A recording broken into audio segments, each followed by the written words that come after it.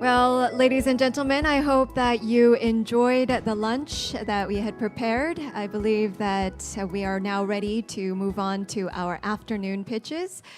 And I believe all our judges are here and ready to evaluate our upcoming speakers as well. Once again, I'd like to remind you that we have 5 minutes for the pitch and 5 minutes for Q&A. And once your 5 minutes are up, the microphone will automatically turn off. So please bear that in mind. With that, I'd like to introduce our first team for the afternoon session. It's Postera. So please welcome them with a big round of applause.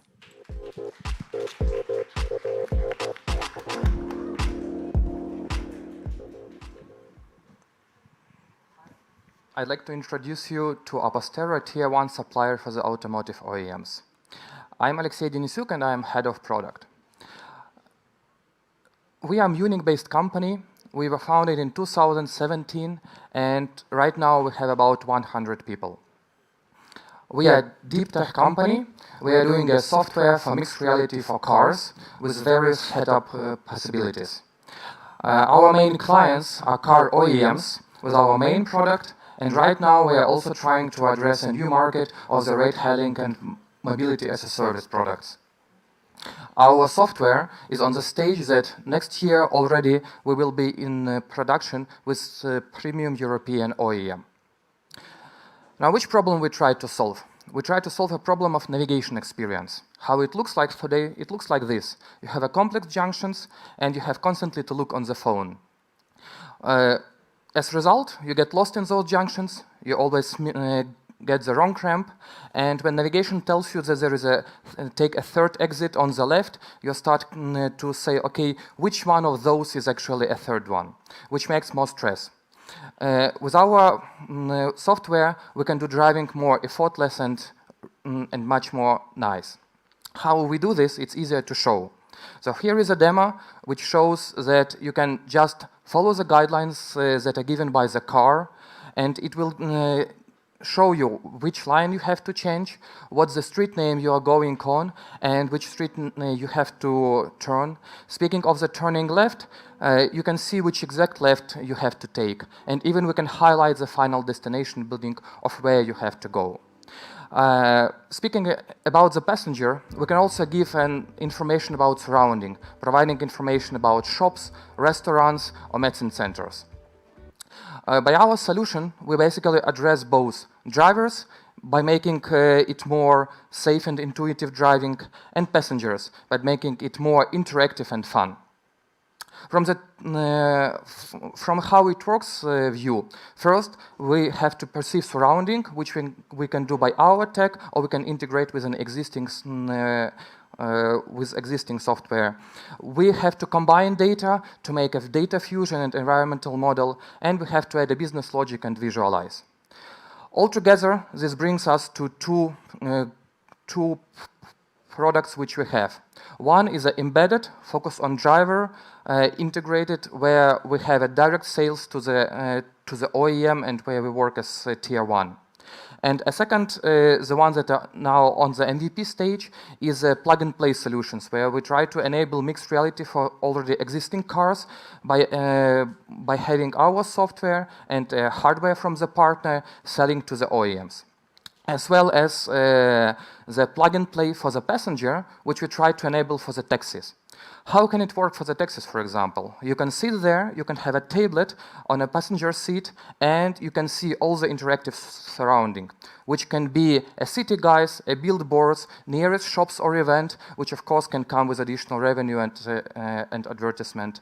It can show you the driving information, whether a taxi driver follows the rules, whether he took an optimal road, and what is the price that you are now paying for taxis, and of course fun and games.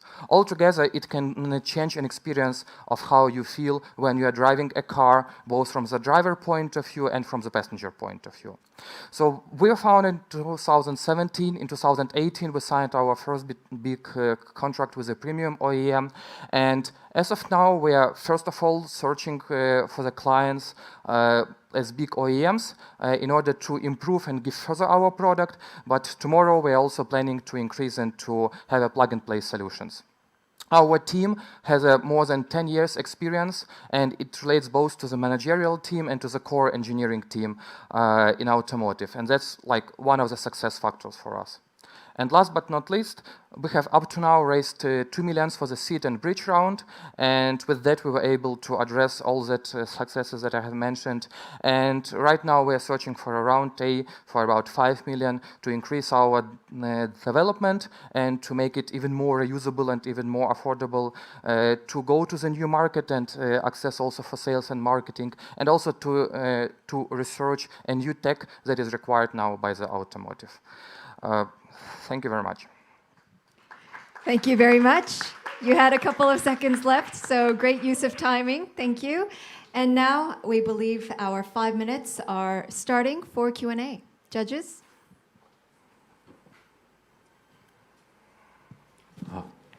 Hi, thank you for the presentation. From your presentation, I see that your main client is are the OEMs in Korea. There are only a few of them. Have you made any progress with any of them in the past 2 months? Yes, so we had several constructive meetings, and now we are in discussion also with the US departments about, let's say, a further cooperation possibilities and with this department. Yeah. Thank you. And any other questions? So I love innovation and all that, but one of the key things is to, and I'm not conservative, but one of the key things is to look at the risk factors. What is the liability issues with this? I mean, I'm not familiar with this field, but drivers having a cognitive distractions from these screens and so forth. And somebody says, well, I crashed and I killed someone because I was looking at the this picture. No, the question is actually now vice versa. So with current solutions, you have to always take your eyes out of the road and look on the phone or on the navigation system somewhere. And you have additionally to this, you have to compare what is actually on the road and what you see in a schematic view there. What we try to first to address this second part, saying, okay, we will already match this, and whether you look on the road or you look on the road on a screen, it will still be the same. So you will still be looking on the road. And if the car has an augmented reality head-up display built in, which is a case for the new premium cars, then you just keep looking on the road, always there, and an augmented reality head-up display, they have on the physical level also a safety requirement that if it blurs, let's say, for example, more than certain level, it has just to switch off. So this is addressed. Okay, yeah, so it is definitely an improvement from looking at the smartphone. But the point is, if you're showing the restaurants and all this other information, could it be distracting? Yeah, but that's why I mentioned that we have two approaches. One for driver, which shows the driving information, where you have to go, so only the most important information for drivers. And in this case, we can show these restaurants only if you are going there. Like, for example, you have a destination point, a waypoint that you want to go there, and you are near, but okay, is it like this building, that building, where do I have to park? Typically, you just start looking on the phone, and that's very dangerous. If we show exactly, that's, let's say, more safe. And then the whole information is then shown on the bigger screen for the passenger, which can then address and do it without making it less safe. About 2 minutes left for Q&A. Thank you. Hello. Hi. One follow-up question, what he was talking about is I have a premium car and I have the pop-up display, so I appreciate what you're making. But I also had a little concern, like he said too, but I think you answered, if I'm sure, you said that the additional information, all those locations, is on the bigger screen where the passengers see. The pop-up displays for the driver is still very limited and just mostly the directional added aid. Is that true? Yeah. So basically what we want to add there is, for example, maybe the mobile phone when you have an incoming call, so that even in that case you don't have to look out of the road, that you keep all there. And we can output it on the head-up display, like the most important information. Then we can show, let's say, behind the wheel on the Combi cluster a bit additional, and then let's say on a central big panel we can show all what you want, and you can set it up there. Thank you. 1 minute left. Can you share a bit more about the partnership, commercial partnership with the big OEMs? Like you said, it will be launched next year.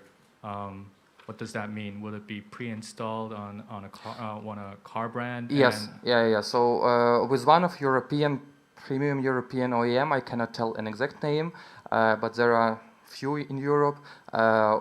Starting from next year, our software will be sold altogether. It is an embedded. We started the project 2 years ago, and now we are, let's say, almost in the production there. So basically, a person will be able to get a car and to say, okay, I want augmented reality there inside, and that augmented reality will be our software and a hardware from an augmented reality HUD provider. And that's like our main business model, that we sell a software as a tier 1 to the OEM. They're building it in and selling all it together, and we get a fixed price or a license. I believe that is all the time that we have. Thank you once again, and please another big round of applause. Well, thank you very much for that first great presentation. As a car enthusiast myself, I have a lot of interest in the satellite navigation, so I will look forward to your technology if it comes out in the future. So thank you, and now moving on to our next pitch is from Bonbouton, so please a big round of applause. Thank you very much. All right. 안녕하세요. My name is Charlie, and I'm representing my team, Bonbouton, now Flectra Power. We are a remote monitoring company powered by graphene technologies. Please let me start with a fact. Nowadays, more than 400 million people around the world are suffering from diabetes, and half of them will experience nerve damage. So, due to this complication, millions are actually at risk of developing a foot ulcer. So what is foot ulcer? What starts off with just a small wound under the bottom of the feet only takes 4 days to develop into an irreversible wound that can lead to the foot amputation. It is no wonder that every 20 seconds, someone is amputated. That's why we have developed a foot health system, including the smart insole and the connected app. Our insole can be fit comfortably into any type of footwear, and is continuously monitored two most important metrics, temperatures and pressure. And once the data is stored into the insole, it can be directly connected to the smartphone app. And from there, we can analyze and we can send out actionable insight, not only for patients, but also to caregivers and physicians, so that they can lend support in the most critical moment. Please take a look at this thermal picture. The right foot is about 2 Celsius degrees warmer than the left foot. However, it poses 80% chance of developing the foot ulceration within the next 2 weeks. And you know what? This moment has never been captured before outside a clinical setting ever, because of the simple fact that there is no tool to keep track and monitor what happened on the bottom of the feet. And now we are solving this problem. We have invented the method of enabling graphene on different textiles as a platform for sensor. And our temperature sensor is proven to be 0.01 Celsius degree of accuracy. We've been working with this solution for a few years now. We have received about $1 million from National Science Foundation in the US for the technology development. And we have the technical partner like Gore-Tex and TNG. We had a scheduled clinical trial with NYU Langone Health Hospital. And as a portfolio company, we got the backing from MedLife, Techstar, and Bring. So here's how we go into the market. We are going to offer the insole and the app to the patients, and we're going to charge $100 upfront fee for the insole, which will be replaced every 3 months. On top of that, user will pay us $30 per month in order to get access to the app and use our services. And we can have up to 4 or 5 people, including family and caregivers, so that they can work on it as well. And most recently, we introduced a clinical healthcare dashboard because we found out that in the US, clinicians can claim up to $40 per patient per month by working with our data. So great incentive for them. We have the strong patent portfolio with 5 issued patents on the graphene technologies and 2 pending on wearable sensor element and the insole platform. So why Korea for us? Well, even before coming to Korea, we already knew that Korea offers great market opportunities. The telehealth marketing, the telehealth monitoring industry is booming here. And now after 10 weeks with the program, I can easily tell that we are the natural right fit. Actually, we have the press release about a few days ago, and our story has been covered by 5 different media outlets. And I saw people commenting that this is a solution they've been looking for so long. So we currently in talk with the key stakeholder to devise the business plan for Korean market and to bring this solution to Korean customer as soon as October 2021. So our core team combines experienced scientists, engineers, marketing professionals, but more than that, we have the passion. We are the mission-driven team with passion. We believe that we will bring this product to the market. So we are FlexTrap Power. We're here to say, not one more person have to leave with a piece of them missing. Thank you very much for your attention. 감사합니다. Thank you very much for a great presentation with a great cause. And now over to our judges. Your 5 minutes starts now. So this was fabulous. Congratulations, very, very nice, and thank you. Thank you, sir. So wound problems and diabetic foot ulcers, the biology of it is not totally well known, but it's related to what most people think of microvascular disease. Yes. And there's also macrovascular, in other words, peripheral vascular disease. So could this be another market segment for you? So in other words, with the temperature changes in the foot, you can tell if there's narrowing, stenosis of the arteries, etc. Yes, not actually. just the local diabetic foot disease. So as I already told, our company is like a monitoring company powered by graphene technology. So we can have many applications for the graphene technology. So temperature tracking is one of this. And we can, so now actually we're focusing on this particular problem because we saw the market fit for it. But also we're working on another application for the technology for the sensor that we have, not only for the temperatures, but we can have the annotate sensor, like physiological sensor. We can monitor the ECG, so with like high accuracy. We can monitor the muscular EMG signal with a high accuracy, and we make it like wearable, so that people can like keep track of their health like continuously. It is like the most important thing. Yeah, So, I think with peripheral vascular disease, you could do it with the same sensors you have. Yes. It's just a new application. yes, sir. I believe so. Any other questions? So do you have any estimate for the patient to use your products in Korea? Do you mean the cost? No, the number of the people. The number of people. So for now, it's like about 4.8 million of people with diabetes in Korea. And statistically, about 25% of them will experience the diabetic foot ulcer. So, I mean, but we can never know. So, I mean, that the addressable market is 4.8 million of people with diabetes. So I have another question. So insole, so you physically put the insole Into the shoes? Yes. And is it comfortable and is it wearable? It is comfortable. I have the sample here. If you want, I can like show it to you. We have sample ready. Any other questions with 2 minutes and 20 seconds on the clock? So are there any variabilities or calibration issues related to how much you walked? You know, sometimes your feet get hotter the more you walk with friction, or the temperature outside. Are these complicating factors, or you control for them?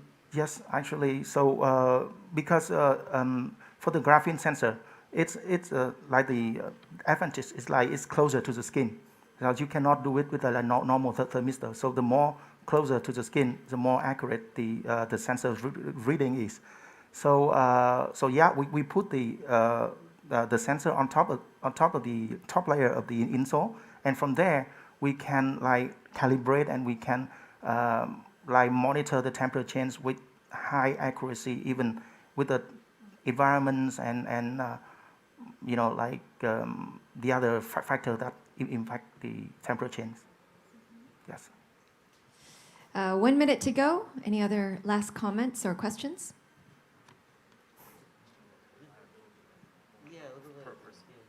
I think his question was more about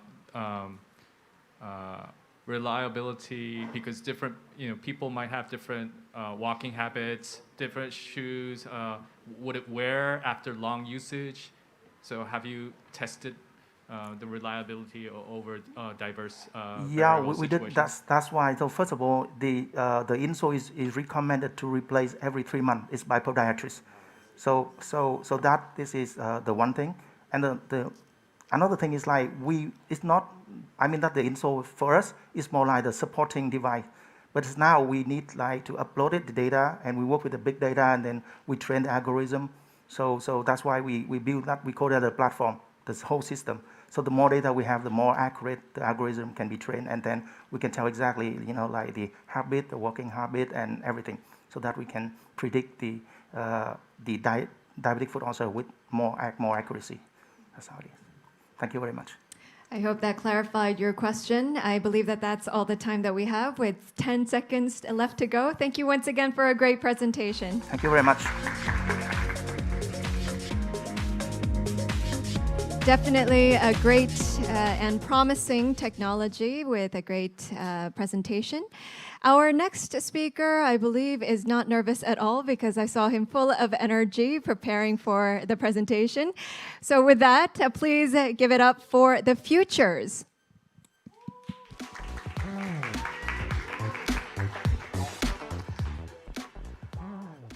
Hi, my name is William. I'm the founder and CEO of The Futures, and I'd like to take you through a story of Eddie. Eddie is an entrepreneur.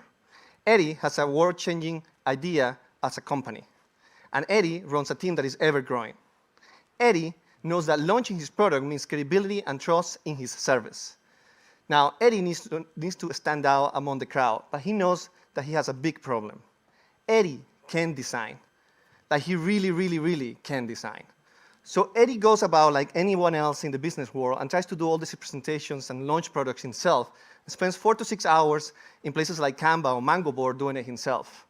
Then he goes on marketplaces like Kmon or Upwork and tries to find a freelancer, but that takes him 2 or 3 weeks of his time just to get in the right fit. Eventually, he goes to an agency, but once he gets that first quote, it's way too expensive to afford for a startup. Later on, he goes and settles for a freelancer or an in-house designer, but then the overheads for sick days and holidays, it just gets way too expensive, way too fast. Eddie lives on a demand world. Eddie already gets his food delivered on demand. He already watches any film he wants on demand. He stays wherever he wants on demand, and he can summon his whole team for a meeting on demand. We are The Futures, and we deliver design on demand.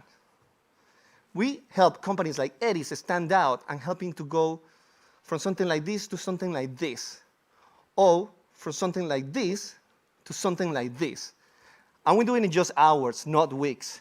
We help companies like Eddie's go to market quickly with same-day delivery, unlimited graphic and video design that gets ordered in under 3 minutes through our algorithm-driven platform, thus making us 20 times faster, 86% more affordable, and our 4.9 quality assurance allows for any quality to be self-assured. Our team has known each other for 10 to 20 years. Maffer leads the team as it grows and makes sure that everyone is aligned. Oliver makes sure that the product and the quality that gets to the user is of the highest level. Mariano is our CTO. He had his first exit at age 28, and he's basically what I consider a tech genius. And I'm William. I've been in the design industry for over 18 years, and most notably was part of the design team for the Apple headquarters in Cupertino, California. Under our leadership in the last year alone, we produced over 100,000 graphics for all kinds of industries, helped over 1,300 brands. over 11 languages, and help customers in over 5 continents. We have created this level of efficiency by triangulating data that allows our combining algorithms for higher accuracy, quality, and speed. Our tech allows us to speed up the design processes by 1,200%, and our B2B subscription model allows any company in the world to come in and for $150 get unlimited graphic design on the monthly basis. In Korea alone, there are 6.2 million SMEs actively working right now, and there's up to 9 million emerging every year. The market size in Korea is one of the top 5 in the world, but it's the highest growing in the next 5 years, making us one of the best excuses to operate in this market, allowing us to going into a disjointed market where agencies, which take the biggest part of the pie, actually act like the blockbuster of design. We are building the Netflix of design. We also have first mover advantage in Korea because we are the only on-demand, done-for-you, fastest, most affordable service there is. We launched our first fully-fledged Korean website. We had over 100 meetings. And as a result, we launched our enterprise solution. We help over 26 brands in Korea. We designed over 326 graphic assets. We included 270 plus slides for different Korean companies. We signed 7 MOUs. But most importantly, we have 7 paying clients in Korea in the last month alone, growing our revenue by 38% in just 1 month. Basically, as a necessity, hiring 2 Korean team members, and we have attracted potential investment of up to $180,000, and we're investing $48,000 of our own money in the next 12 months. Our roadmap looks like something like this. We're going to be basically in the next 3 months hiring a smaller team that will allow us to have AI and ML staff within Korea, and also in the next 8 months, we foresee a growth of 200%. Thank you. Super presentation, super fast, but I believe that all our judges understood your presentation clearly. So now we have 5 minutes for Q&A.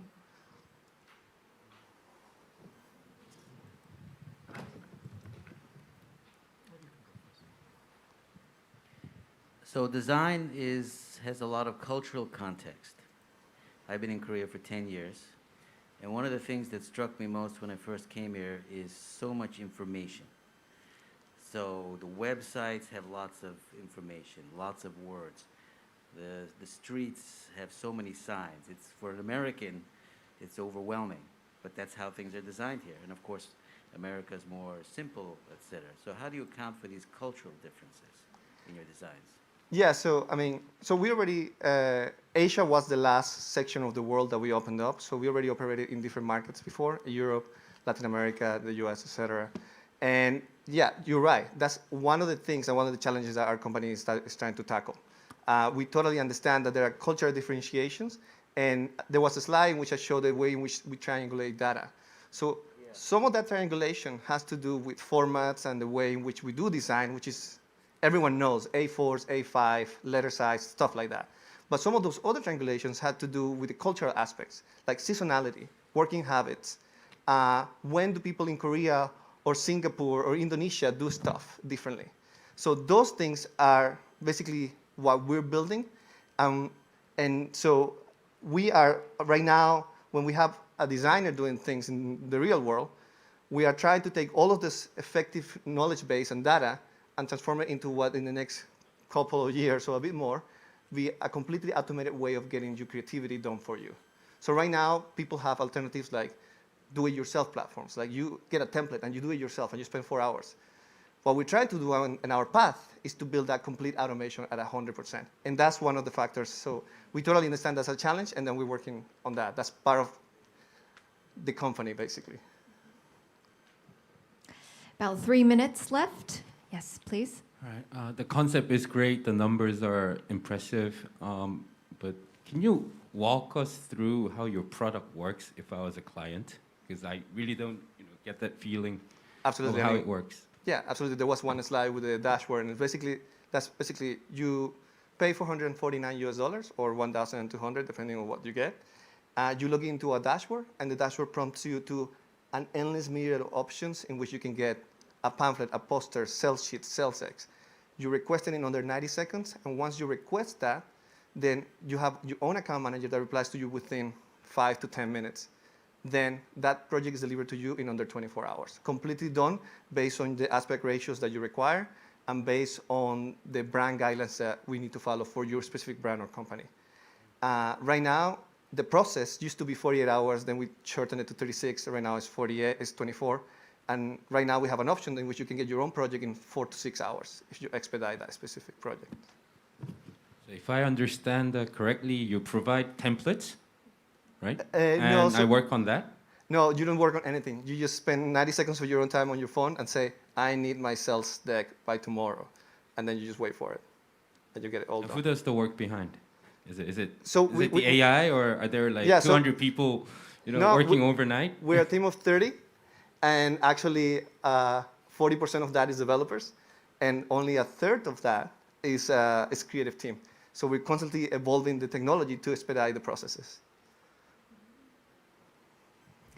Any final questions? So you're assuming that your clients would already have corporate ID developed, logos, design, all of that, right? Not necessarily. So the ones that don't have it, there is a place in which you click and you say, do you want us to develop this for you? And we develop your brand guidelines also in 24 hours. 24 hours? Yeah. Rebranding in 24 hours? You can try us. Well, I guess the skepticism very quickly is, graphic design and branding and all that is more than just the artistic aspect. To understand the values, to understand the information. How does that get rolled into this? Yeah, so there's a couple things. Besides the technology, there's our years of experience in design. But to be honest, we welcome skepticism, because skepticism is what makes the challenge even better, to actually understand that everything that we do right now at an emotional level, like design, which is subjective in many ways, because it's the way you grow up, the way you see things around you, certain parts of that can get automated. So, yeah, I mean, that's self-driving cars wearing a thing 5 years ago, and they're becoming a thing in the future. So it's the same path that we're drawing for ourselves. And that is all the time that we have. I hope that you answered the question. Thank you very much.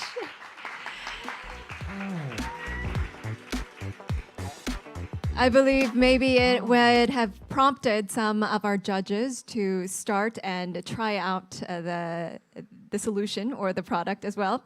And now, ladies and gentlemen, moving on to our sixth pitch for the day is Cloudy Boss. Please give a big round of applause.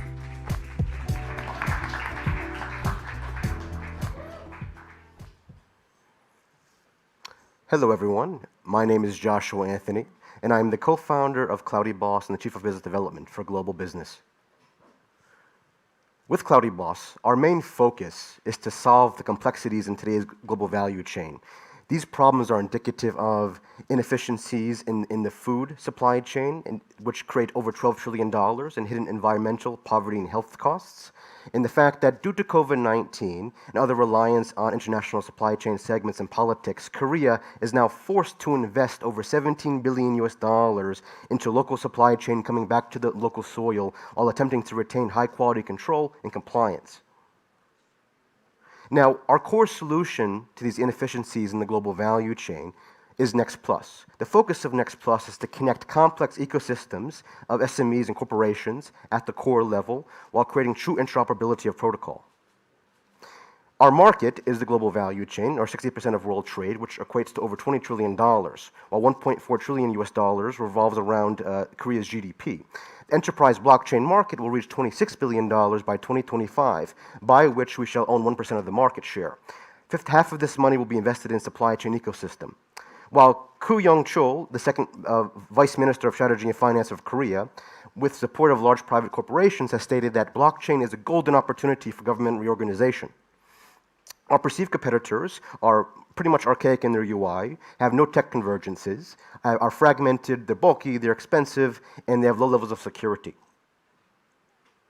Now, our major USP is the convergence of core technologies such as blockchain, AI, machine learning, IoT connectivity, data models, and much more, while we can adapt to on-premise solutions or cloud solutions. With EdgeX Foundry, we have the capacity to connect any device, vehicle, vessel, or sensor to and from any point or database while analyzing any point of data. With the Sky blockchain, this is a truly interoperable, permission-based, private blockchain with the capacity to connect ecosystems of ecosystems and supply chain segments. With our architecture, as mentioned before, we either operate on-premise or via the cloud with our major cloud partners, as you see here, AWS, IBM, and Azure. With our cybersecurity, we take this very, very seriously, as our large corporate clients and government clients are very sensitive with their approach with data, so we abide closely by ISO standards, GDPR, and much more, while maintaining high code integrity, high quality assurance of code, multi-level cryptography, and beyond. A use case example. So with our current clientele, we are focused on connecting the maritime supply chain from the port authority and terminal optimization using AI, to connecting tax offices and customs agencies in real time, to local bodies and foreign bodies, to connecting existing port authority level platforms with other international supply chain segment platforms that are involved in the ecosystem. And while we're doing this, we're exchanging data and documentation in an automated fashion, while creating an asset and commodity marketplace in which facilitates easier sales of commodities, assets, while tracking the process of logistics from A to Z in real time, with abiding by Incoterms. With our use cases, we're focused on always reverse engineering the future of technology today. With that being said, we're practical with our current developments, while we're always thinking into the future of how our clients' developments shall proceed, so we're ahead of the curve. With our business model, we're focused on SaaS, but most importantly, bespoke services for our clientele. We're a team of about 25 plus individuals from around the world, and our core executive team has over 150 years plus of experience in startup, IT, and corporate. Now, with our timeline, we began initial R&D in 2014. 4 years later, we went to market in Q4 2018, and for the past 2 years, we've been winning international awards, have been attracting government clientele, including large corporate clientele. Within the Korean market so far, we've been discussing very interesting use cases with the likes of Lotte Chemical, Maersk Korea, Busan Port Authority, Gyeonggi Free Economic Zone, Incheon Free Economic Zone, and beyond, while arranging one MOU so far with the local Korean SME and also 3 foreign companies now settling in Korea. With that being said, here's a small snapshot of some of our global clientele and partners, including the likes of Omega, Port of Klaipeda Fez, Government of Australia, and beyond. And finally, I want to say a huge thank you to the Ministry of SMEs and Startups here in South Korea, NIPA, Cloudy Boss Global, and all of our supporting clients, partners, and team members. So thank you very much for your time today, and we look forward to developing a larger market here in Korea. Thank you. Super good use of time. Thank you very much for the presentation. And now over to our judges with 5 minutes.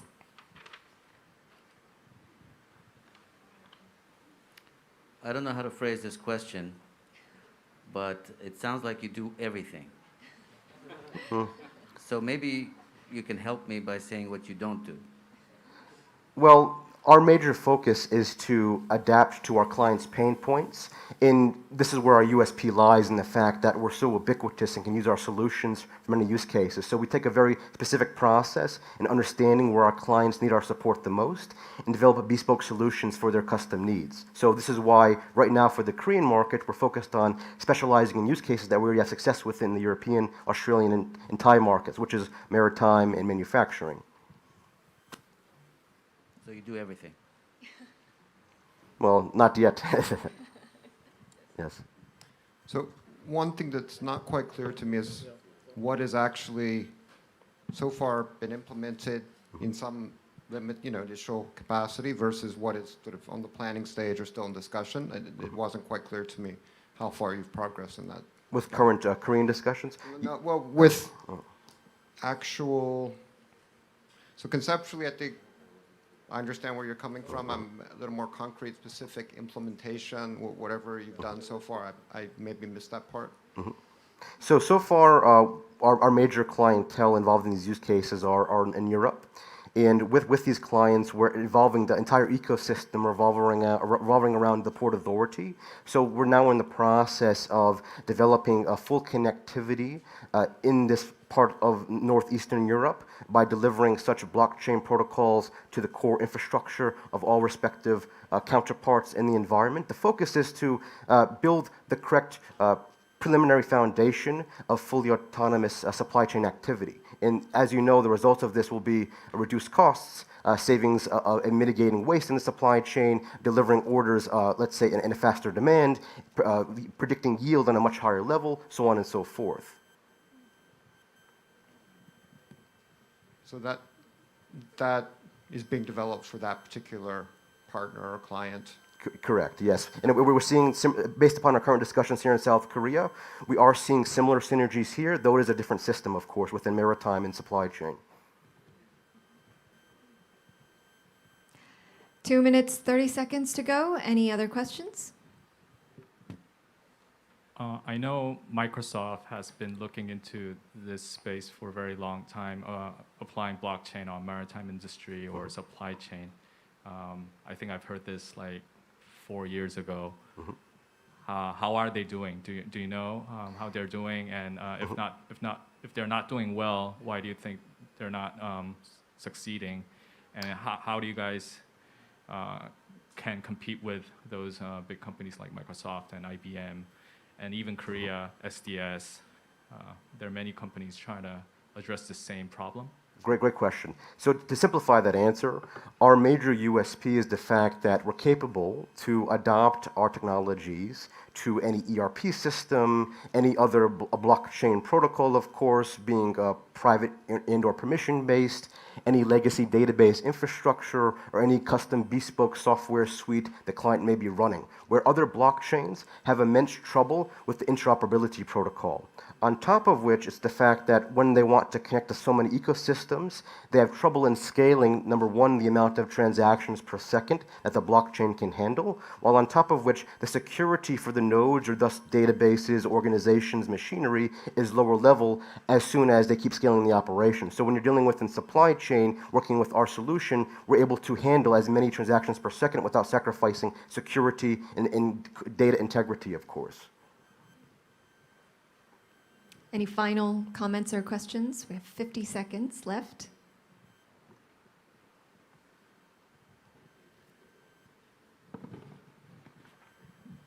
Or any final comments from our presenter?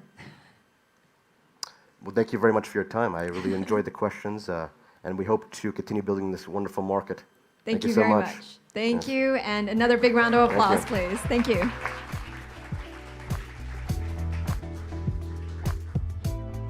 Well, that goes through half of what we have for before our break today. And so our next presenter is from Deep Amin. A big round of applause, please. 감사합니다. Thank you. I didn't deserve that yet. Hello, my name is Sernei. I'm CEO of Deep Amin Korea, and we help enterprises make better decisions. I mean, you probably agree with me that we people, we are not that good at decision making, especially in complex environments where we have a lot of different information, a lot of different data. According to statistics, 1/3 of our money-related decisions are actually bad. And this costs our companies, our enterprises, a lot of money. This is why we created a decision, some kind of, so we trained the decision-making robots, some kind of the digital workforce that takes the decision workload, decision pressure away from people, away from employees, and data-intense tasks like ordering material, like trading, like optimization of the machine can be improved and completely automated. We are training these robots in our system, which is first part of our product, and the real magic behind this is that all this can be done actually without any human input. We let the machine do their jobs, and these babies, these robots, are constantly self-improving by themselves. For this, we are using the exciting new technology that is called deep reinforcement learning, which this guy, Elon Musk, calls the most disruptive part of artificial intelligence.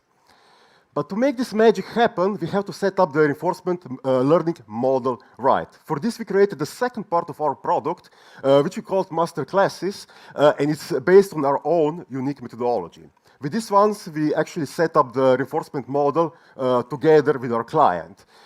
This is a really critical stage. If you make this wrong, you can get your AI project into really budgetary black hole. And this is one of our big competitive advantages. We signed a partnership with one of the largest Slovenian e-commerce providers, which guarantees us actually $250,000 in the revenue. This is really pioneering project where our decision-making agents provide completely personalized and completely automate content delivery. Of course, with the goal actually to automate content delivery and to improve conversions. I'm pretty sure that this is a product that can be actually successful in Korean market because e-commerce here is actually booming.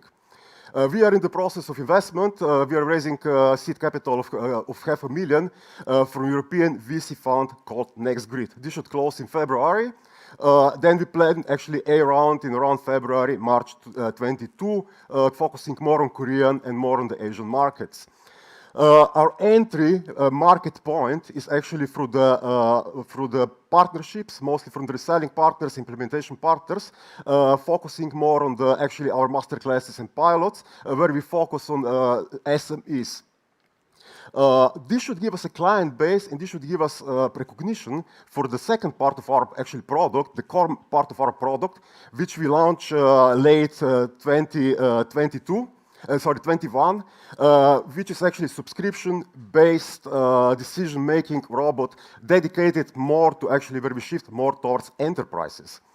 At the moment, we have 5 partners in Korea. The goal is to have actually 10 partnerships, which should give us access to around 300 potential targeted clients. We plan our first sale in January and actually create around 20 million per month in around 6 months. Our long-term goal is actually have around 15 enterprises on board, get break even in 1 year, have around, let's say, 3 billion in 3 years of the revenue, and we plan to have Korea as a major hub to penetrate the rest of the Asian markets. We are really fresh company. We incorporated this year. We have 3 business developers on board. We have 4 PhDs from artificial intelligence and mostly reinforcement learning. Until the end of this year, we plan to more people in Korea. We plan to have 15 to 16 Korean strong team until the end of next year. The digital decision making is gonna get big. The reinforcement learning is the next big thing for artificial intelligence. And if I may say it a little bit from the fun, if you're looking for the startup who is looking in the future, but already delivering decision making stuff today, who has actually potential and resources to go global with Korean fingerprints on that, please don't be shy to support us, dear judges. Kusamnida. Thank you very much. Just 10 seconds left. And now moving on to our Q&A with 5 minutes.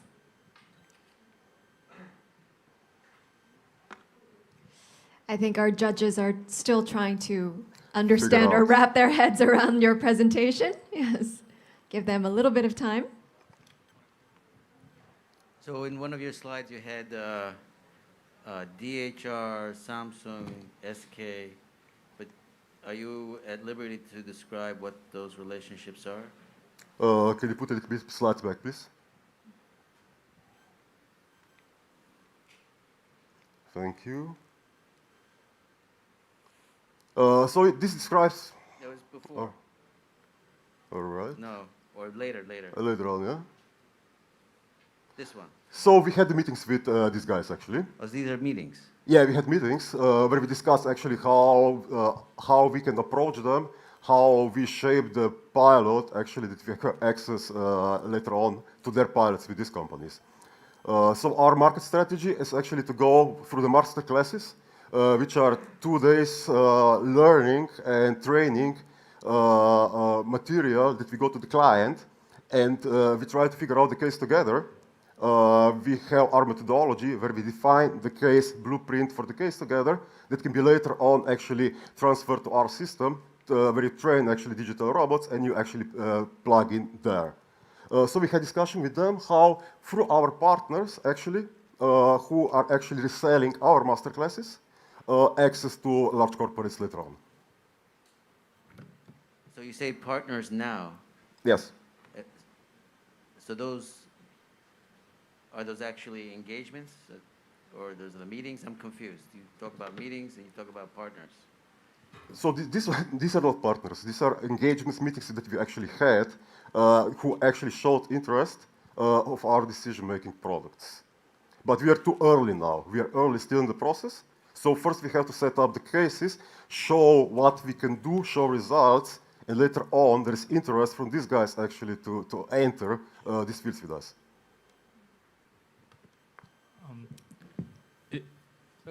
If I can show, sorry, this one.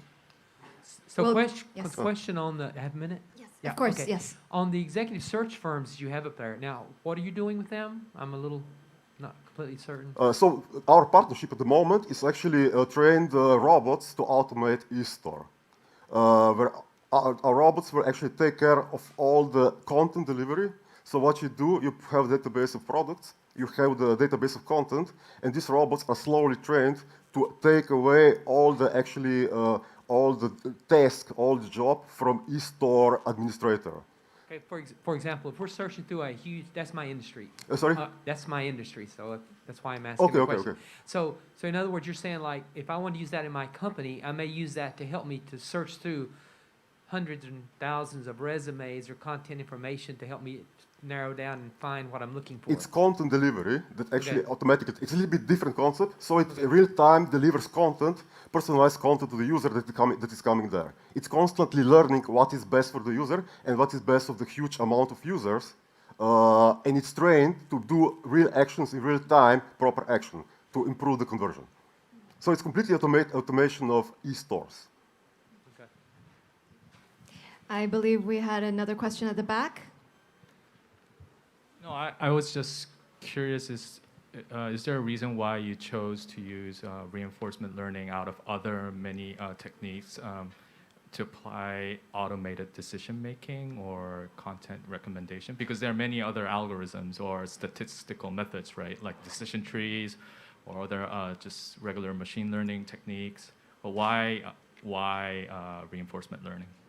I mean, decision tree is actually part of reinforcement learning anyway, so, or basic part. I mean, what actually research is telling, at least at the moment, what our PhDs is telling is the reinforcement learning, if it's done right, it's the best way to do the decision-making, real-time decision-making from all these techniques.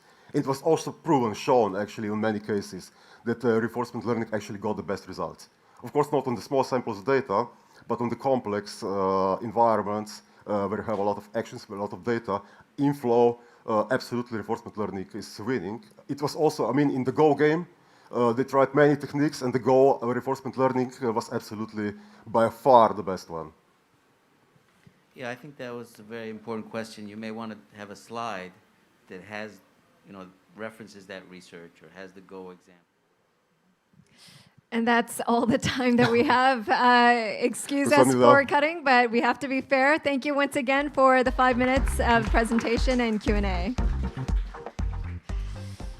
Unfortunately, we weren't able to hear the end of that recommendation and comment, but we already have our next presenter up on stage, so please put your hands together for Digitail.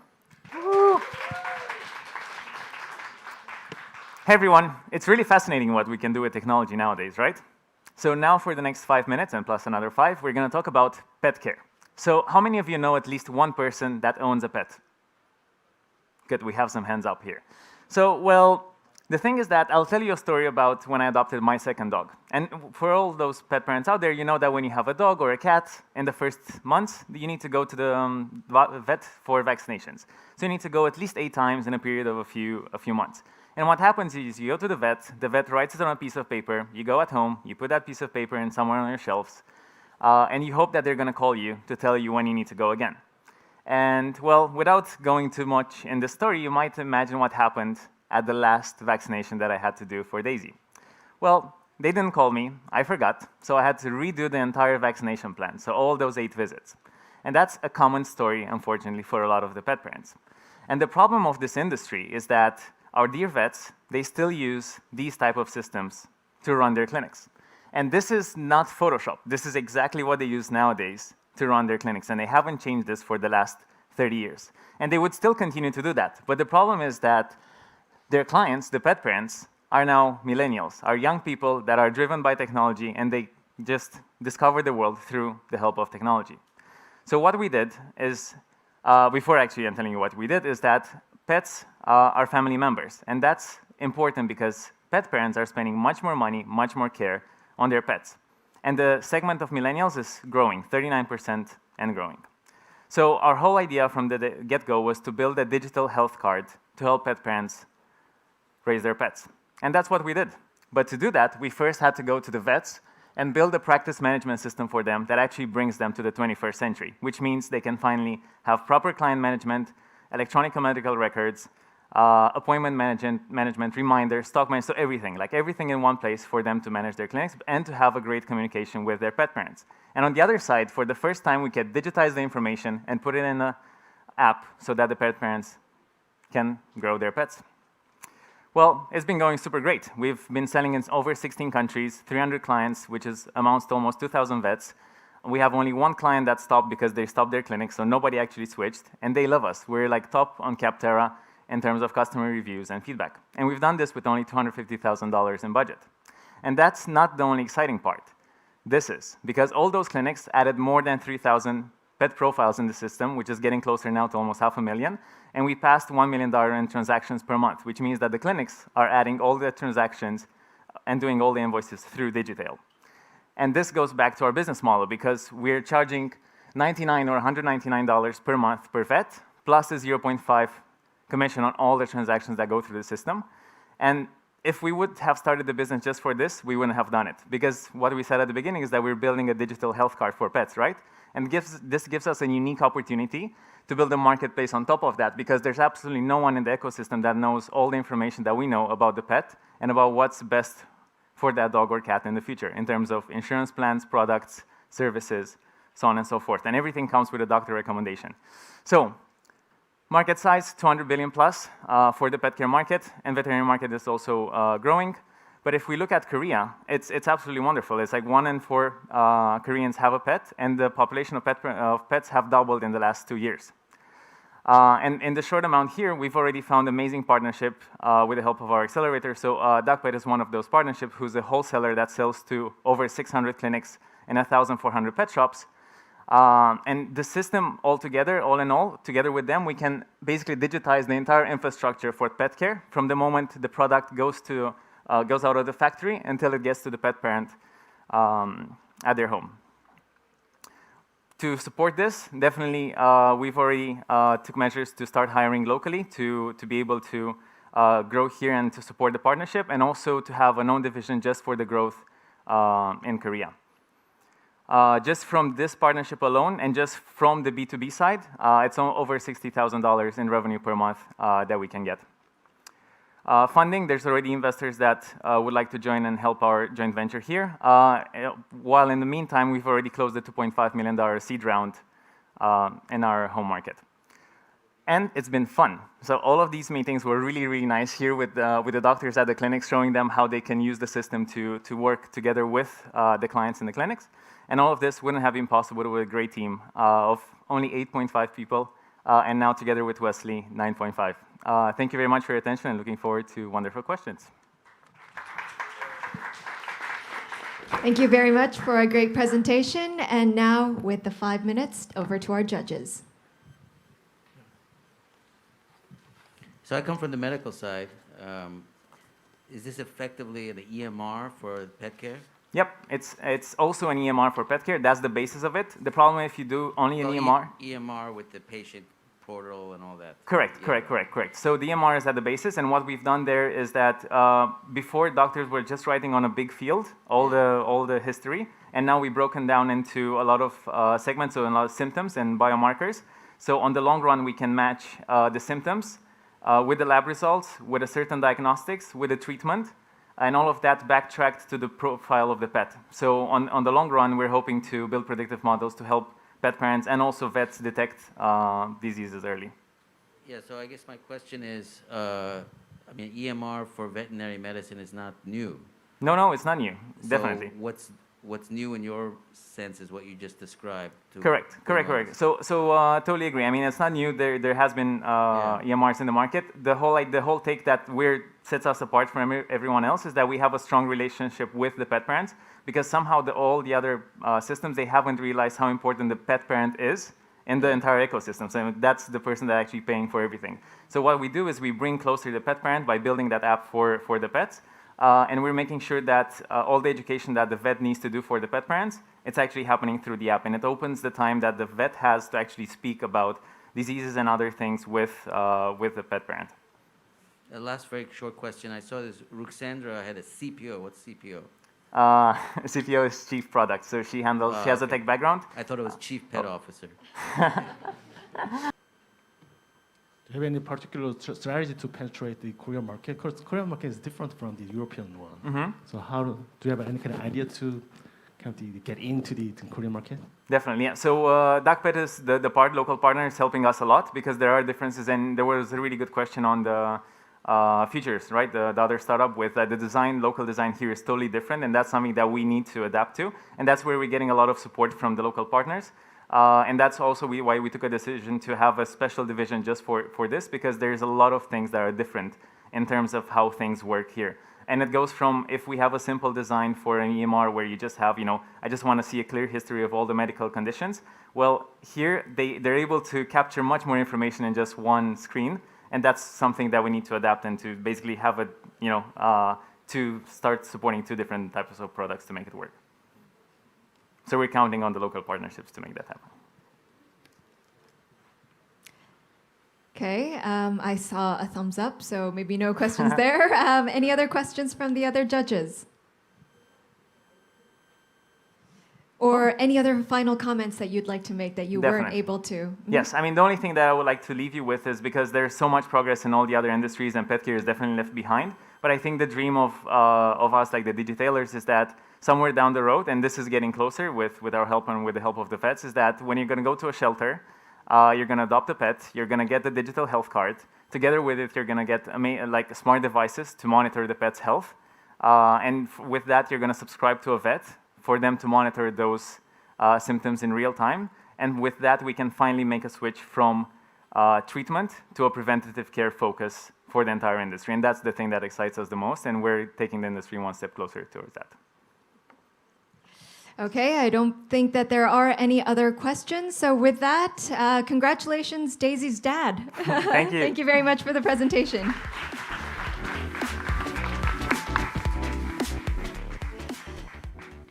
We've covered a wide range of different topics today. I'm keeping count, and so we'll see at the end how many different topics we had during the whole pitch session. And now moving on to our next presenter, we have Edumi. So please give a big round of applause.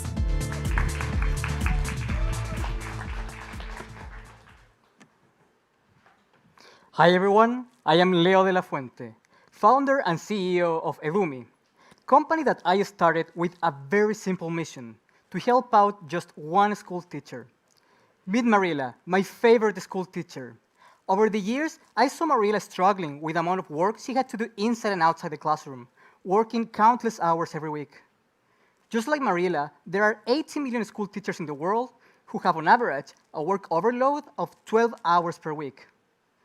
Teachers spend most of this time preparing lesson plans, assessing their students, and connecting with them and with their parents to communicate. Currently, teachers solve this either manually or using solutions that are fragmented into different apps and websites, losing even more time logging in and learning how to use each one of these services. Because of the huge size of this problem, but also opportunity, leading VCs are putting immense amounts of investments in global and local startups, such as Clasting and I Am School. As an example, by using I Am School, teachers get access only to some of the essential features they need, such as parent messaging, notice boards, and calendars. While user clasting, teachers also get access to homework assignments. So teachers get fragmented access to all these basic tools. To solve this fragmentation and teachers' work overload, we built Edumi, an all-in-one social network and learning management system.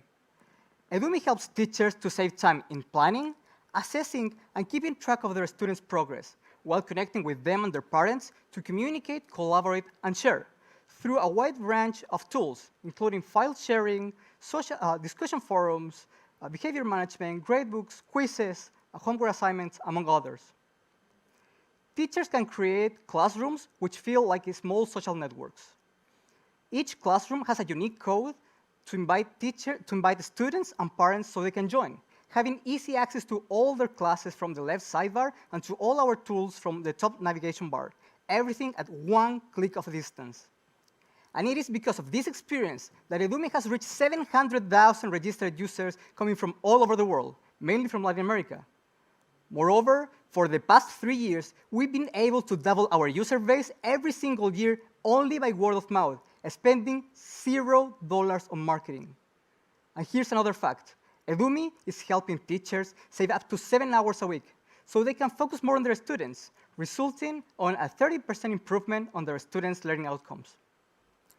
Until now, we've been laser focused on growth and building a great and integrated user experience for teachers. Now, not just to grow our business, but also increase our reach and impact, we're going to implement a freemium business model supported by ads to allow all teachers, students, and parents to get access to all our tools for free. If teachers or schools want premium features, they can join either the pro version or the school version of our platform, which we plan to charge per teacher per month. And by following our pricing model, our market size reaches $10 billion globally and reaches more than $1 billion for the Latin America plus Korean market. And we are going after a big piece of this cake. Also, for our next steps, we include monetizing students by rolling out a new messaging experience, allowing students by personalized avatars and emoji stickers. We are a small but passionate team of just 3 people. My best friend Vive, who has 9 years of experience in sales and operations, my brother Sebastian, with 9 years of experience building scalable software, and myself, with 14 years of experience designing and building scalable software as well. We are not just a team, we are family. But for our next steps, we need to scale our team. We're opening a seed round with $3.5 million to revamp our complete platform for web and mobile, to consolidate our presence in Latin America and to enter Korea, and to hit 1.5 million users by 2022. And this is only the beginning of our journey. We are on a mission to enable all teachers and students to reach their full potential. And now you have the chance to help us reach ours. And by the way, the reason why I'm so passionate about education, but especially helping Marila out, is simple. That's because Marila is my mom. This is Edumi. Thank you very much.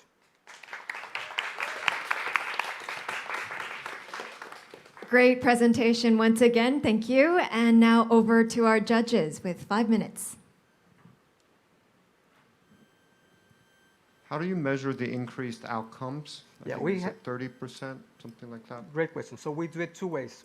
Annually, we do a survey to our teachers to ask qualitatively how much time we're helping them save. That's how they are seeing how their students are improving. That's the first part. And the second part is that since we have all the grades from their students from the beginning of the year until the end of the year, we make also comparison between the progress that the students have gone through by using our platform. So this is qualitatively and quantitatively. Thank you. Any other questions? And I think that your microphone has fallen, so yes, Can you adjust it a little bit better. I think Can you- that would be better. Can you hear me now? Yes. Yeah? Better? Mhm. Okay. Yes, please. Yes, one question. I know the international schools in Korea particularly, they have some kind of system, but I don't think it's as robust as yours. So for those schools that have already similar programs but maybe not as robust, what's your big selling point or what's your big differentiation that you go to them and said, hey, that's great, but I have something better? Yeah. What is that better part? Great question. So first thing is integration. So for the last 10 years, the biggest companies in this space have failed to integrate all the solutions that teachers need.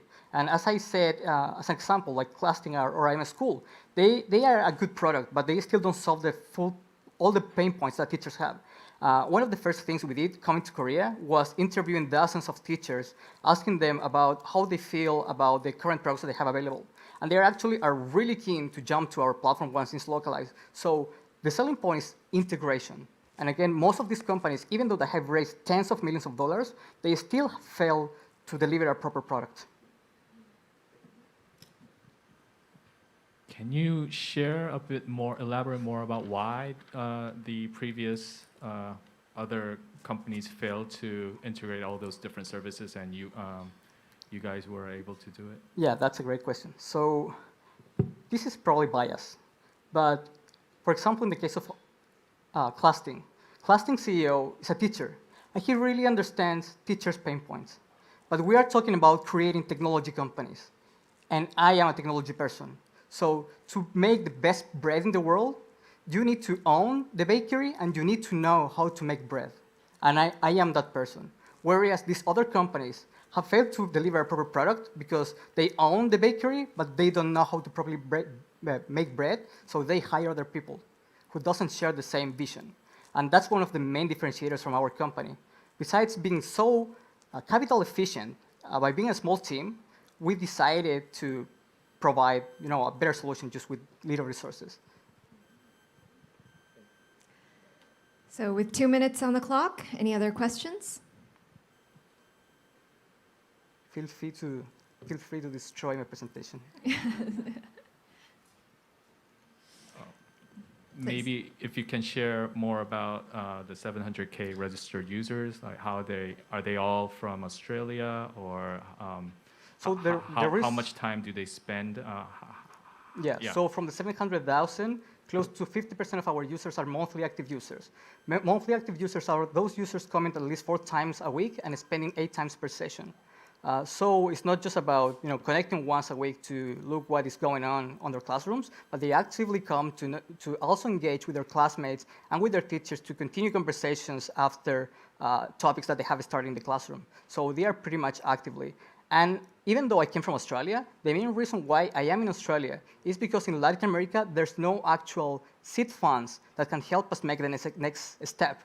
And after moving to Australia and looking at the opportunities that we could get into the Asian market, we started exploring, and then Korea appeared as the second best ranked country in the world in education, and also because of its high technology adoption rate, and because of the availability of funds.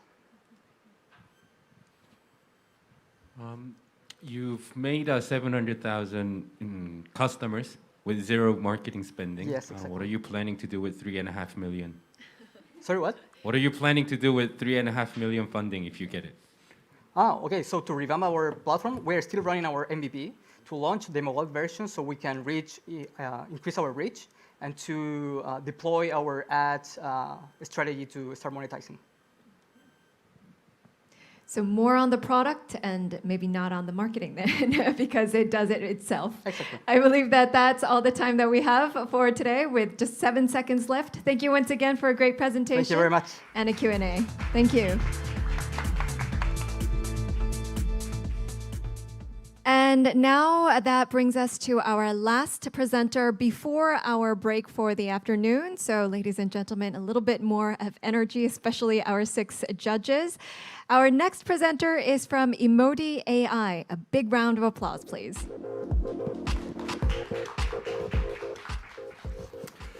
So good afternoon, everyone. I'm Ozan, the co-founder of Emoti AI, where we enable companies to understand their customers better. So customer-oriented companies have similar concerns. They all want to increase their sales, find the best market to sell their products, or enhance their advertising strategies. Let's say you are a marketing director of such a company and want to get some answers to these critical questions. The first thing you will do is to go to a market research company and use some traditional methods such as focus groups or surveys. However, these methods won't give you the answers as satisfying as you expect. The reason for this hides behind the human nature. Researchers show that the buying process is often emotional and subconscious, rather than being rational. That's why to get the real intentions of your customers, you have to conduct a neuromarketing research. By using brain imaging, eye tracking, or other technologies, you can grab the real emotions of someone and then interpret it to the buying behaviors. However, this brings another problems. The toolkit which are being used in this kind of researches are really expensive, impossible to scale, and hard to operate. The device you see at the top right is called as fMRI and is used for brain imaging. While its accuracy and validity are great, a single research with over 200 participants can cost millions of dollars and months of work for a company.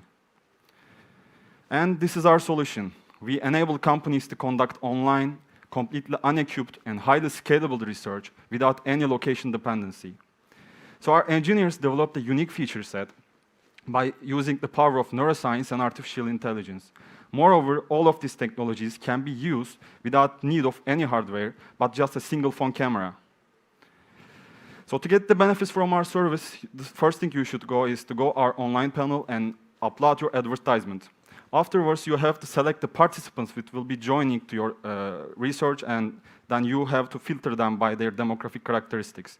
While the testers are watching the research content, our AI engine analyzing their emotional responses. Finally, you get a detailed report with the information of what they were feeling and where they were looking on the research content.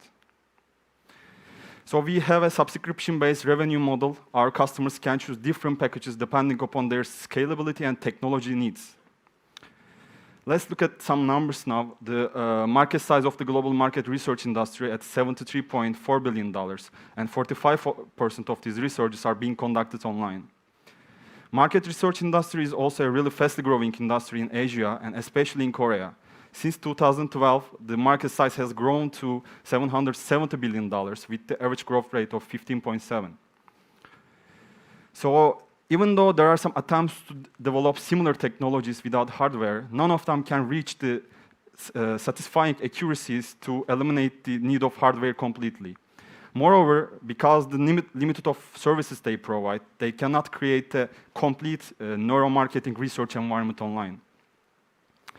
So during our program, we had meetings with different brands and companies, market research companies, and all of them were suffering about the same scalability problem for their neuromarketing research needs.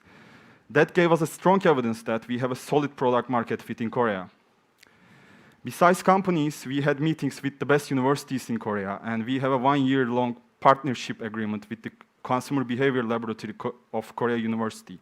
Also, we had a patent application for one of our core technology in Korea, and more coming in the following months. We have established our company as a headquarter in Korea, and we are about to be finding a secure funding, and we will be using this fund to expand our business in Korea even further. So we have a multidisciplinary team consisting of data scientists, software engineers, neuroscientists, data marketing specialists, and all of these guys have great academic background, reaches to PhD level, and industrial experiences. Also, we have signed a contract with our intern, which is provided us by NIPA, and we will be hiring her after while we continue our operations in Korea. So I want to finalize my presentation by saying, humans lie, we lie, but biometrics never. Thank you for listening. Thank you for the great presentation. I believe we have another person coming up for the Q&A, and we now have 5 minutes. Please, judges.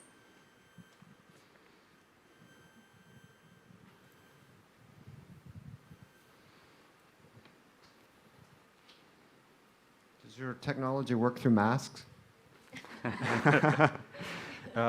Actually, we need to see the area of the mouth, so the facial landmarks in the lower side, so it won't work with masks in the most cases. But the eye tracking will work, of course, but the facial expression technology will not work. So a few months ago, I had the chance to read Daniel Kahneman's book, Thinking Fast and Slow, which I'm sure you're familiar with. It's the underlying theory behind some of the things you've been talking about. And in that book, he described many experiments, and some of them are very old, 20, 30 years ago.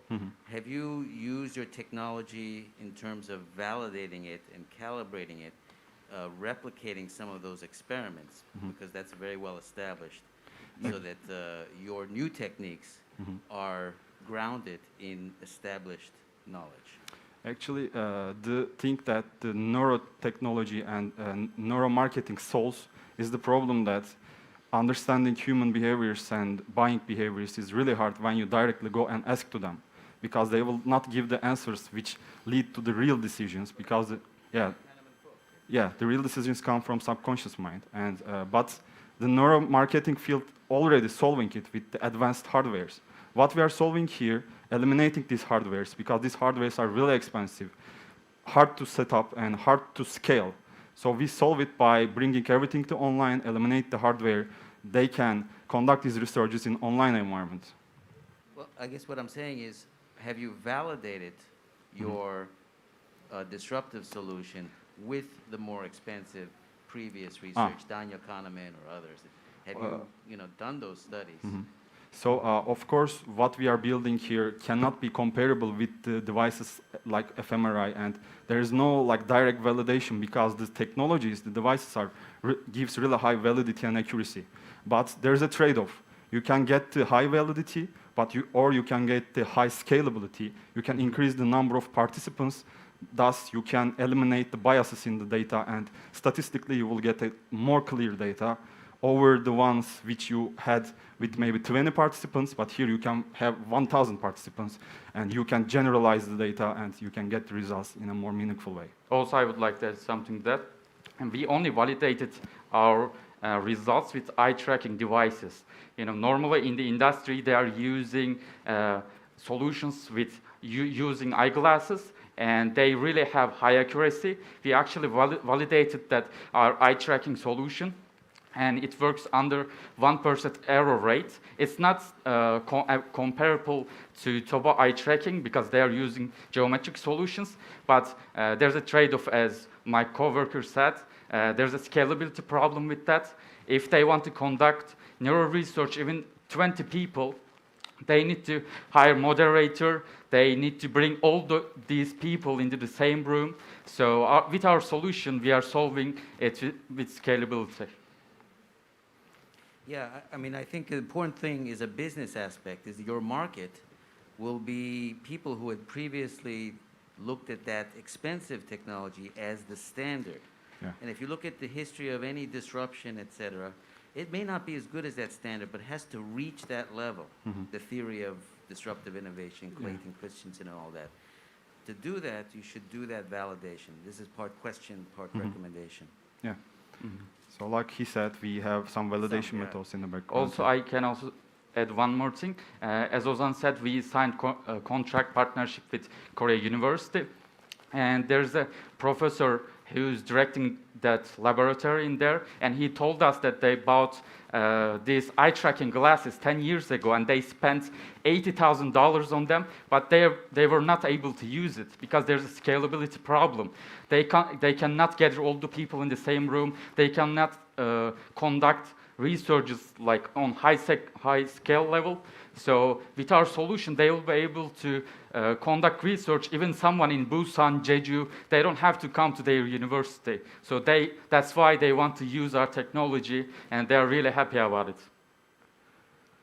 I believe we only have 18 seconds, so unless there are just short comments. Is there one? Yes. So I think that's great. I congratulate you. I think one of the great things about Korea is that could be a good opportunity to do this academic sort of validation as well as market development. Yeah. Thank you so much. And that concludes our Q&A session. Thank you very much. A big round of applause, please. Thank you once again for your avid participation for the 6 judges. I'm sure that it was quite a long ride for evaluating all of the pitches. We will now take a short break so that you can take some fresh air and get some coffee. So we will resume at 3:20 p.m. and I will be back here to greet you. Thank you very much.